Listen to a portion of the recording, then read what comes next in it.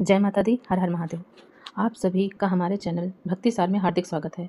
आज हम जानेंगे नवरात्रि के 5वें दिन पूजित माँ स्कंद माता की पावन कथा, उनकी आरती, प्रिय भोग, प्रिय पुष्प और अंत में क्षमा याचना भी करेंगे। तो आइए शुरू करते हैं कथा। देवासुर संग्राम के सेनापति भगवान स्कंद यानी भगवान कार्तिकेय जी की माता होने के कारण इन्हें स्कंद माता के नाम से जाना जाता है। यह देवी शक्ति और सुख का ऐसा एहसास कराती हैं। स्कंद माता सूर्यमंडल की अधिष्ठात्री देवी हैं। इसी कारण इनके चेहरे पर तेज विद्यमान है। इनका वर्ण शुभ है। भगवान स्कंद को बाल रूप में गोद में बिठाए हुए यह देवी वात्सल्य से ओतप्रोत हैं। माँ की उपासना के साथ ही भगवान स्कंद की उपासना स्वयं ही पूर्ण हो जाती है, क्योंकि भगवान बाल स्वरूप में सदा ही अपनी माँ की गोद में विराजते रहते हैं। भवसागर के दुखों से मुक्ति पाने के लिए इससे दूसरा सुलभ साधन कोई नहीं है। स्कंद माता कमल के आसन पर विराजमान रहती हैं, इसीलिए इन्हें पद्मासना देवी भी कहते हैं। इनका वाहन भी सिंह है। इन्हें कल्याणकारी शक्ति की अधिष्ठात्री भी कहा जाता है। इन देवी की 4 भुजाएं हैं। दाएं तरफ की ऊपर वाली भुजा में इन्होंने भगवान स्कंद को गोद में पकड़ा हुआ है। नीचे वाली भुजा में कमल का पुष्प धारण किया हुआ है। बाईं तरफ की ऊपर वाली भुजा वर मुद्रा में है और नीचे वाली भुजा में कमल का पुष्प है। देवासुर संग्राम में तारकासुर नामक के दैत्य का वध करने के लिए ही भगवान स्कंद की उत्पत्ति हुई थी। प्राचीन कथा के अनुसार कार्तिकेय जी का जन्म भगवान शिव और देवी पार्वती से दूर सरकंडे के एक वन में हुआ था। उस बालक के 6 मुख थे। उस वन में कृतिकाएं रहती थीं। कृतिकाओं को जब यह 6 मुख वाला बालक मिला, तब उन्होंने उसका लालन पालन किया। इसी वजह से बालक का नाम कार्तिकेय पड़ा। भगवान शिव और देवी पार्वती से दूर रहकर वह बालक अब बड़ा होने लगा था। कृतिकाएं बहुत अच्छी तरह से बालक का ध्यान रखती थी। एक दिन शिव जी को अपनी संतान के बारे में पता चला। संतान के बारे में जानकारी मिलते ही शिव जी ने अपने सेवकों को तुरंत ही सरकंडे के वन में भेजा और बालक को लेकर आने के लिए कहा। शिव जी के दूत वीरभद्र, विशालाक्ष, शंभुकर्ण, नंदेश्वर, गोकाक्ष, दधिमुख आदि सरकंडे के वन में पहुंचे और कृतिकाओं के साथ कार्तिकेय स्वामी जी को लेकर शिव जी के पास वापस लौट आए। कार्तिकेय जी कैलाश पर्वत पर पहुंचे तो सभी बहुत प्रसन्न हुए। शिव जी और देवी पार्वती ने बालक को गले से लगाया और उसे बताया कि तुम हमारी संतान हो। शिव जी पार्वती जी ने कार्तिकेय को परिवार का महत्व समझाया और परिवार के साथ ही समाज की भलाई के लिए काम करने की सीख दी। तब शिव जी ने कार्तिकेय जी से कहा कि तुम बहुत वीर हो, इसलिए पुत्र आज से तुम्हें देवताओं का सेनापति नियुक्त किया जा रहा है। उस समय तारकासुर नाम के दैत्य ने बड़ा आतंक मचा रखा था और उसे वरदान मिला था कि उसका वध भगवान शिव के पुत्र द्वारा ही होगा। तब देवताओं ने कार्तिकेय जी को देवसेना का सेनापति बनाया और स्कंद माता ने उन्हें युद्ध कौशल की शिक्षा दी। युद्ध भूमि में देवताओं की सेना बिखरी हुई थी। उसके मन में भय था, परंतु कार्तिकेय ने सबको उत्साहित किया। भय मत करो देवों, आज अधर्म का अंत होगा। संगठित हो जाओ, क्योंकि विजय निश्चित है। और उनके इस प्रकार उत्साहवर्धक से देवताओं ने खोया साहस लौटा।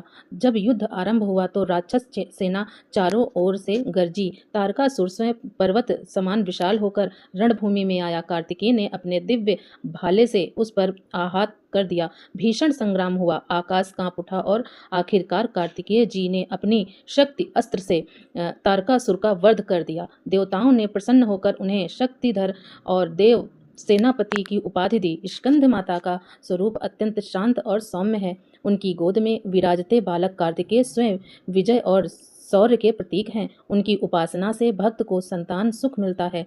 जिन्हें संतान सुख की कामना है, जीवन से शत्रु और भय दूर होते हैं। मन को पवित्रता, साहस और धैर्य की प्राप्ति होती है। घर परिवार में सुख शांति आती है। स्कंद माता सिखाती हैं कि मातृत्व केवल करुणा नहीं देता, बल्कि संतान के माध्यम से संसार के कल्याण का मार्ग भी प्रशस्त करता है। और भगवान कार्तिकेय जी यह सिद्ध करते हैं कि जहाँ धैर्य की रक्षा का संकल्प हो, वहाँ विजय अवश्य होती है। इस प्रकार स्कंद माता की कथा समाप्त होती है और आज माँ मनसा देवी की कथा भी सुनने का विधान है। तो अब आप सभी श्रोतागण माँ मनसा देवी की कथा भी सुनिए। कहते हैं कि भगवान शिव की 3 पुत्रियाँ हैं, अशोक सुंदरी, ज्योति या माँ ज्वालामुखी और देवी वासुकी या फिर माँ मनसा। और नवरात्रि के दिनों में भक्त माँ मनसा देवी के दर्शन करने के लिए भी पहुँचते हैं। इन्हीं में से शिव जी की तीसरी पुत्री यानी वासुकी देवी को माता पार्वती जी की सौतेली पुत्री माना जाता है। पुराणों में नागों का विशेष महत्व बताया गया है। भगवान श्री विष्णु की सैया के रूप में शेष नाग का नाम आता है, तो यह थी मान्यता कि शेष नाग के फन पर ही यह संपूर्ण पृथ्वी टिकी हुई है। भगवान कृष्ण द्वारा यमुना जी में निवास करने वाले कालिया नाग को वश में करने की कथा तो आप सभी जानते ही हैं, लेकिन कहते हैं कि श्री कृष्ण ने कालिया को कुश से नाथा था। इसके प्रभाव से कुश में आज भी विष का अंश माना जाता है और ग्रामीण अंचलों में आज भी नाग पूजा में कुश का प्रयोग किया जाता है। बहुला विश्री की कथा शुरू होती है। 5 बहनों नैना, बिहला, भवानी, विष और पन्ना से।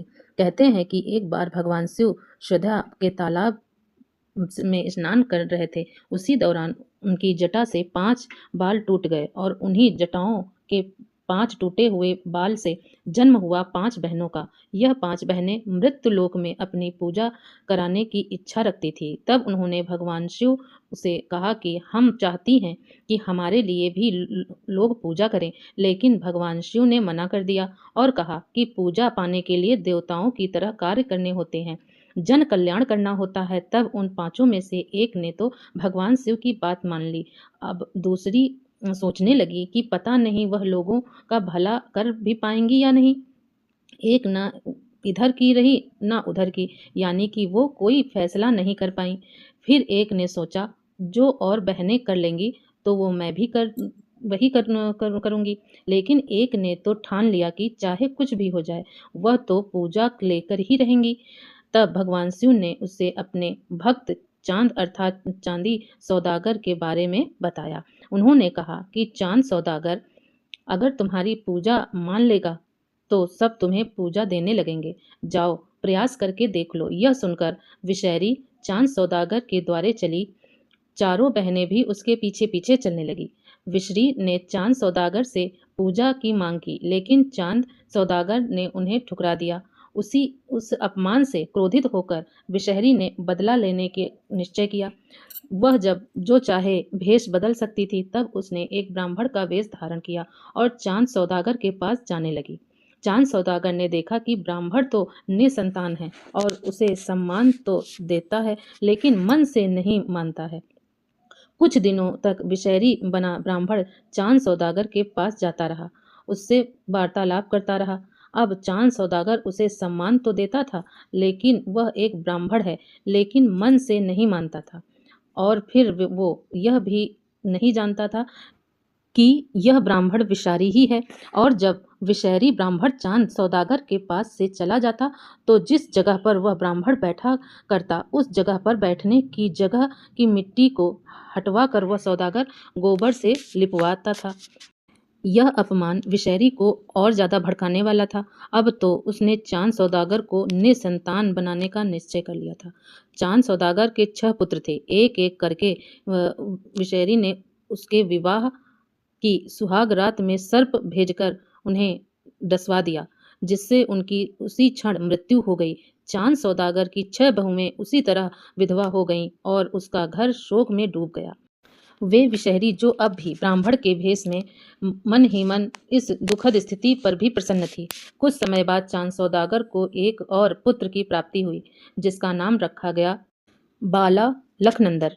अपने 6 पुत्रों की मृत्यु के दुख से ग्रस्त चांद सौदागर अपने 7वें पुत्र का विवाह ही नहीं करना चाहते थे, लेकिन अब की बार विषहरी ने ब्राह्मण वेश में उसकी मति फेर दी और किसी तरह उस पुत्र का भी विवाह करने के लिए राजी कर लिया। और फिर बाला लखनंदर का विवाह बहुला से हुआ। बहुला एक समझदार और साहसी स्त्री थी। वह चांद सौदागर के 6 पुत्रों की मृत्यु का रहस्य जानती थी। उसने अपने पिता बेचू शाह से कहा कि बाला लखनंदर के साथ भी वही होगा जो उसके अन्य जेठों के साथ हुआ। उसने उपाय सुझाया कि एक ऐसा घर बनवाया जाए जिसमें एक भी छेद न हो, ताकि सांप प्रवेश भी न कर सके। चांद सौदागर ने कारीगरों को कड़ा निर्देश दिया कि यदि घर में एक भी छेद हुआ तो उसके पूरे परिवार को मृत्यु की सजा दे दी जाएगी। लेकिन अब की बार भी विषैरी ने अपनी चाल चली। उसने एक कारीगर को लालच देकर एक छोटा सा छेद छोड़ने के लिए तैयार कर लिया, जो कि आसानी से किसी को भी नजर न आए। जब घर तैयार हुआ तो चांद सौदागर ने उसे अच्छे से निरीक्षण किया और उसे कोई कमी नजर नहीं आई, तो वह संतुष्ट हो गया। उधर बेहुला जब ससुराल आई तो उसने अपने मायके से एक कुत्ता, एक बिल्ली, एक नेवला, एक गरुड़ और एक घोड़ा और चंदन की लकड़ी साथ में रख ली। अगर चंदन में यह गुण था कि सर्पदंश में मृत व्यक्ति को जीवित किया जा सकता था, लेकिन विषहरी की चालाकी के आगे की सारी सावधानियां बेकार साबित हुई। शादी की पहली ही रात में जब बेहुला और बाला लखनंदर गहरी निंद्रा में थे, तो उस समय विषहरी ने उस छोटे से छिद्र से एक पतला सांप भेजा। यह सांप बेहला की बहन थी, जिसे विषहरी ने डरा धमकाकर भेजा था। यह वही नागिन थी जिसने शिव जी की लोक कल्याण वाली बात मान ली थी, लेकिन अपनी ही बहन विषहरी के डर के कारण वह बाला लखनंदर को डसने पहुंच गई। अब उधर नागिन ने सोते हुए बाला लखनंदर को डस लिया और वह मृत को प्राप्त हो गया। बेहला तो गहरी नींद में थी और उसकी नींद भी विषहरी की माया ही थी। जब बेहला की नींद खुली तो उसने अपने पति को मृत पाया। उसका हृदय दुख से फट पड़ा और वह जोर जोर से रोने लगी। उसकी बहन जिसने बाला लखनंदर को डसा था, वह वहीं पलंग के नीचे थे और बेहला को सांत्वना देने लगी। उसने कहा, रो मत बहन, मैं अभी तुम्हारे पति को जीवित कर सकती हूँ, लेकिन इससे विषहरी की दुर्गति नहीं होगी। यह तुम्हारे 6 जेठों की हत्या का जिम्मेदार है। तुम्हें उससे बदला लेना है। धैर्य रखो और अपने पति के शव को लेकर इंद्रलोक में जाओ। अब से तुम मुझे अपनी बहन ही मानना और समझना। वह बेहला ने अपनी बहन की बात मान ली। उसने बाला लखनंदर का शव 2 मटकी दही, 4 केले के पौधे और अपनी बहन यानी नागिन को अपने जोड़े में बांध लिया। उसने बिल्ली को भी साथ में ले लिया और गंगा किनारे पहुंची। वहां उसने केले के पौधे से एक बेड़ा बनाया, उस पर अपने पति का शव रखा और इंद्रलोक की ओर प्रस्थान कर गई।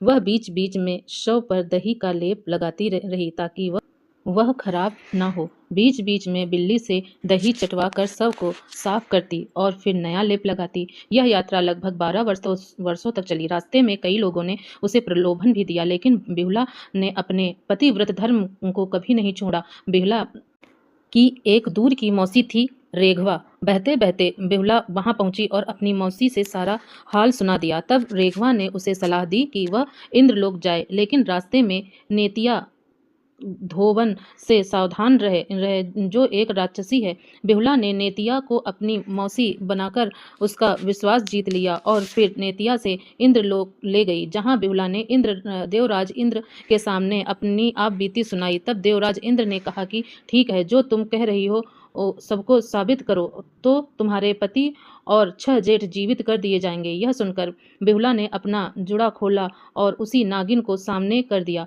जिसने बाला लखनंदर को डसा था। फिर उसने कहा कि इस नागिन से ही सारा सच सुन लिया जाए और नेतिया धोबिन से भी पूछ लिया जाए कि मेरे जेठ कहाँ हैं। यह सुनकर नेतिया धोबिन ने कहा, इसके जेठ भी बहकर नदी में आए थे, तो मैंने सबके प्राणों को पतंगा बनाकर अपने घर में रख लिया था।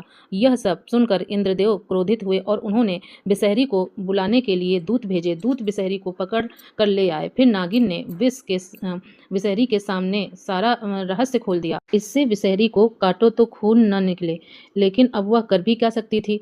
देवराज इंद्र ने बेहुला के जेठों और बाला लखनंदर को जीवित कर दिया। बेहुला ने विषयर को सजा देने के लिए उसे डोरी में बांधकर अपने साथ ले लिया। रास्ते में उसने उन लोगों को भी सजा दी जिन्होंने उसे प्रलोभन दिए थे और फिर इस तरह बेहुला अपने नगर लौटी। अपने पतिव्रत और अपने सतीत्व के बल पर उसने चांद सौदागर को उनकी नष्ट हुई संपत्ति को फिर से पा लिया, अपने ससुराल का अंधापन दूर किया और उसके सामने उनके 7 पुत्रों को जीवित खड़ा कर दिया। वह विषहरी को गड्ढे में दफना दिया गया।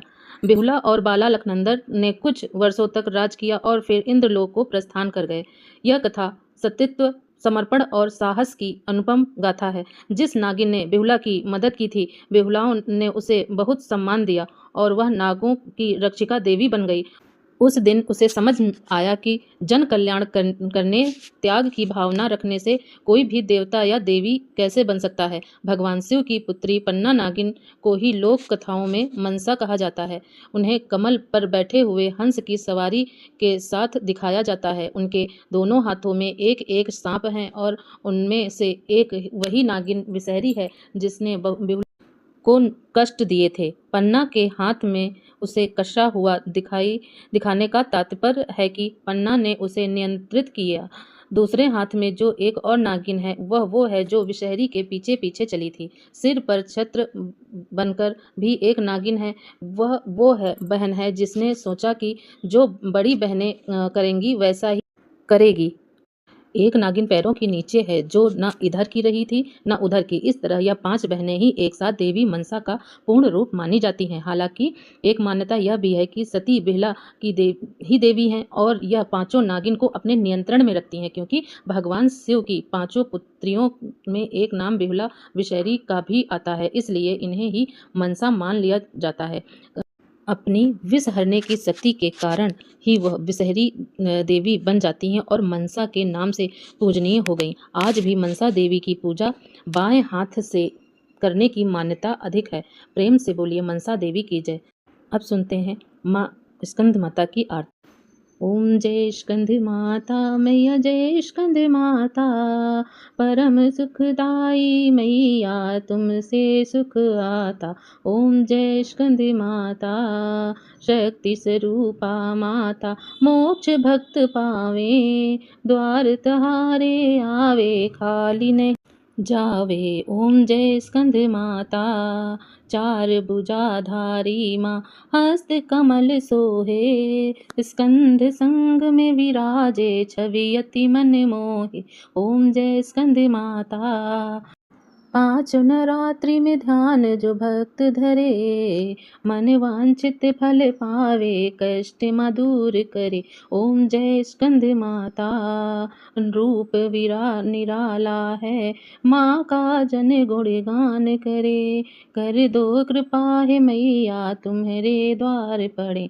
ओम जय स्कंद माता, विपदा हरती हो मैया जो मन से ध्यान करे, साधक नित्य हर साए, जय जय माँ की करें। ओम जय स्कंद माता, शिव योगी की शक्ति तुमको ही जग जाने, कार्तिक करे वंदन मैया ये जग माने। ओम जय स्कंद माता, तुम्हारी कृपा से धर्म हर हर पल ही जीते, तुम्हारी इच्छा से हम सब भक्ति रस पीते। ओम जय स्कंद माता, स्कंद माता की आरती जो मन से गाए, भव बंधन से छूटे, नित्य सुख वो पाए। ओम जय स्कंद माता, ओम जय स्कंद माता, परम सुखदाई मैया तुमसे है सुख आता।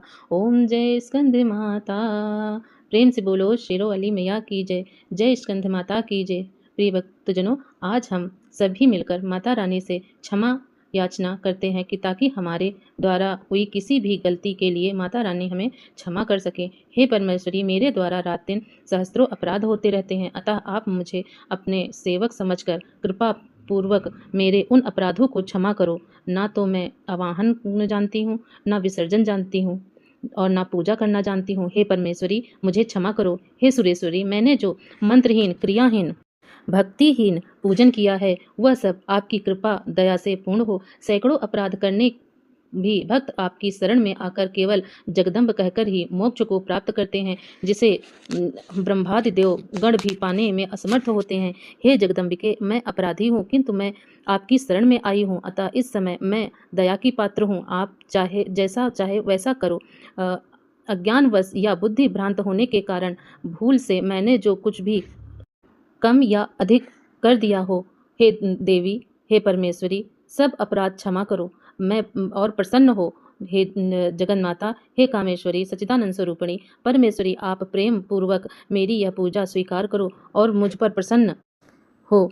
आप गुप्त से गुप्त वस्तु की रक्षा करने वाली हो। आप मेरे किए हुए इस जप को ग्रहण करके मेरे सभी अपराधों को क्षमा करो। हे देवी माहेश्वरी, आपकी कृपा से मुझे सिद्धि की प्राप्ति हो। अब जानते हैं माँ स्कंद माता का प्रिय भोग। इनका प्रिय भोग है केले का भोग। सबसे प्रिय इनको केले का भोग है। पंचामृत और खीर भी है। अब इनको सबसे प्रिय पीला कमल है। अगर पीला कमल ना मिल सके तो पीले रंग के पुष्प इनको अर्पित कीजिए। और हो सके तो इस दिन आप पीले रंग के कपड़े पहनकर ही पूजा करें। माँ स्कंद माता आप सभी के जीवन में सुख, शांति, समृद्धि और संतान सुख का आशीर्वाद प्रदान करें। यदि आपको यह कथा और आरती और माँ मनसा देवी की कथा पसंद आई हो तो वीडियो को लाइक करें, अपने परिवार और मित्रों के साथ साझा करें और ऐसे ही धार्मिक वीडियो देखने के लिए हमारे चैनल भक्ति सार को सब्सक्राइब करें। जय माता दी, जय मनसा देवी, जय स्कंद माता, जय भोलेनाथ।